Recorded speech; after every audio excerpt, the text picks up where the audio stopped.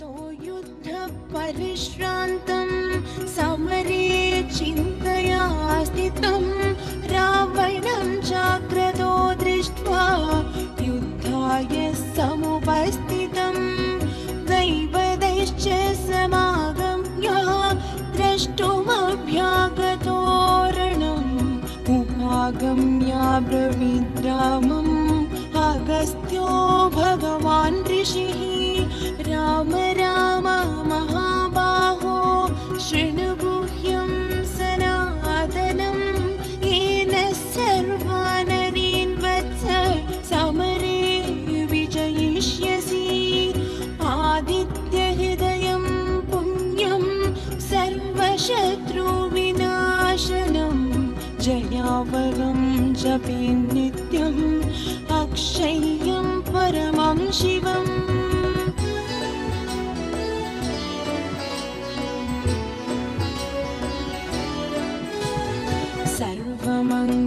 सर्वमङ्गलमाङ्गल्यं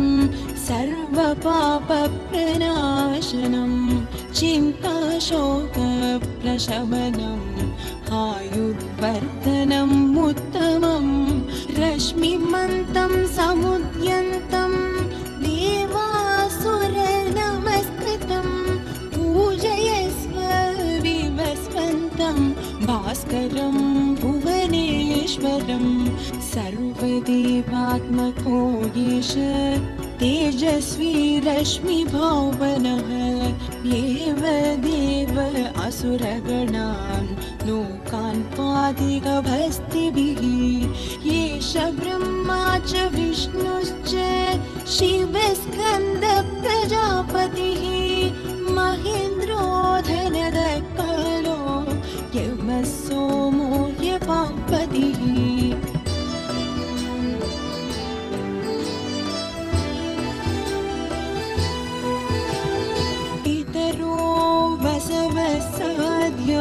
यश्विनौ मरुतो मनुः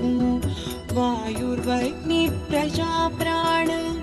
ऋदुकर्ता प्रभाकरः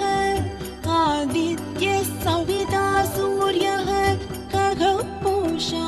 गौबस्तिमान् सुवर्णसदृशो भानुः हिरण्यरेता दिवाकरः हरिदश्वः सहस्राचिः सप्तसप्तिर्मरीचिमान् तिमिरोन्मदनशम्भुः त्वष्टा मार्ताण्ड अंशुमान् हिरण्यगर्भः शिशिरः तपनो भास्करो रविः अग्निगर्भो अदितिपुत्रः शङ्खः शिशिरनाशनः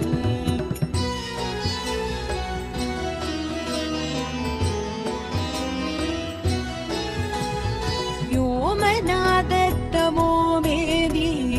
ऋक्यजुस्सामपारगः घनवृष्टि अपां मित्रो विन्ध्यवेति प्लवङ्गमः आतवीमण्डली मृत्यो पिङ्गलः सर्वतापनः कविर्विश्वो महातेजा रक्तः सर्वभवोद्भवः नक्षत्रग्रहताराणाम् अधिपो विश्वभावनः तेजसामपि तेजस्वी द्वादशात्मन् नमोऽस्तु ते नमः पूर्वाय गिरये पश्चिमायाद्रये नमः ज्योतिर्गणानां पतये दिनाधिपतये नमः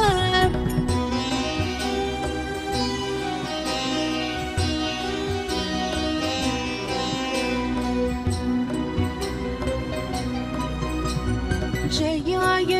जयभद्राय हर्यश्वाय नमो नमः नमो नमः सहस्रांशो आदित्याय नमो नमः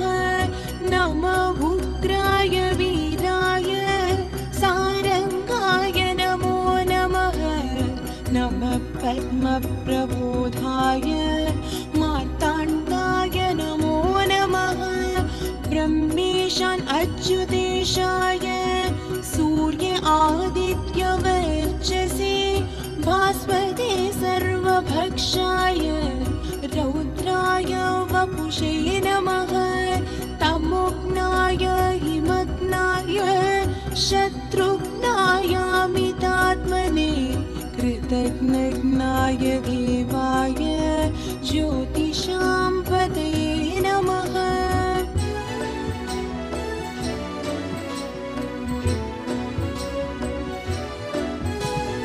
तप्तचामीकराभाय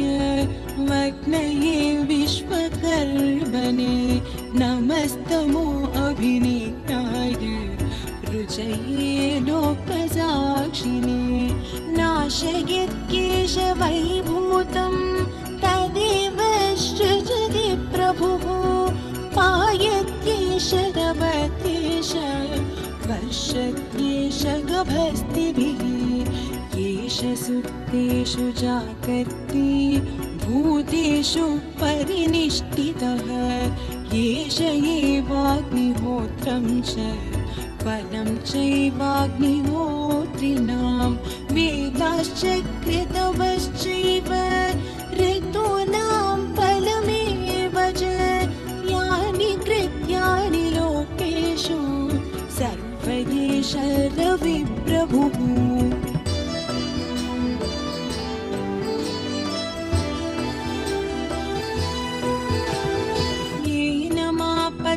कृच्छ्रेषु कान्तारेषु भयेषु च कीर्तयन् पुरुषः कश्चित् नावसीदति राघव पूजयस्वैनम् एकाग्रो देवदेवं जगत्पतिम् एतत् त्रिगुणितं जप्त्वा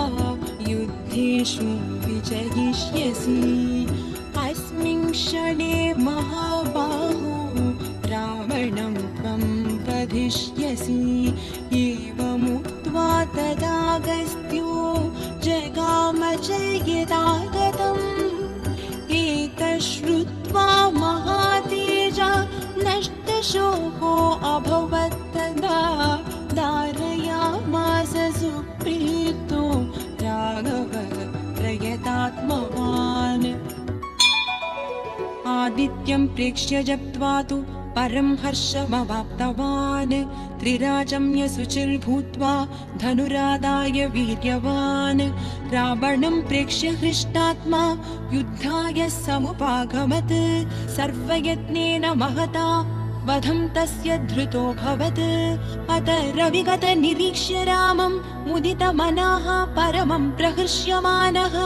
निशिचरपतिः संशयं विदित्वा सुरगणमध्यगतो वचस्वरेति भानुभास्कर मार्ताण्ड चण्डरश्मि दिवाकर आयुरारोग्यमैश्वर्यं श्रियं पुत्रि पुत्रांश देहि मे